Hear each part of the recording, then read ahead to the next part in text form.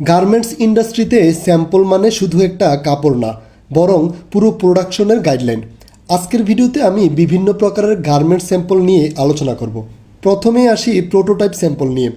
এটা হলো প্রথম স্যাম্পল, যেটা শুধু নতুন ডিজাইন বা স্টাইল বোঝানোর জন্য তৈরি হয়। এতে ফেব্রিক বা ট্রিমস ফাইনাল নাও হতে পারে। বায়ারকে আইডিয়া দেওয়ার জন্যই তৈরি করা হয় এই স্যাম্পল।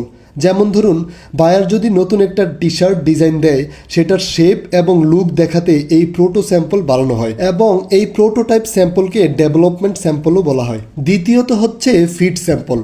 নামের মতোই এই স্যাম্পলটির কাজ হলো ফিটিং চেক করা। বডির মাপ ঠিক আছে কিনা, কোথাও লুজ বা টাইট হচ্ছে কিনা সেটা দেখে নেওয়া হয় এই ফিট স্যাম্পলের মাধ্যমে। তৃতীয়ত হচ্ছে সাইড সেট স্যাম্পল।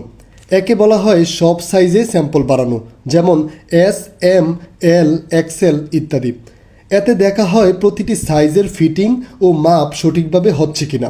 যদি কোনো সাইজে প্রবলেম থাকে, সেটা ঠিক করে নেওয়া হয় প্রোডাকশনের আগেই। এরপর আসি সেলসম্যান বা SMS স্যাম্পল সম্পর্কে। এটা মূলত মার্কেটিংয়ের জন্য ব্যবহৃত হয়। বায়ারের সেলস টিম এগুলো ব্যবহার করে বিভিন্ন স্টোর বা কাস্টমারের কাছে দেখায় অর্ডার সংগ্রহ করার জন্য। এরপর হচ্ছে PP বা প্রি প্রোডাকশন স্যাম্পল।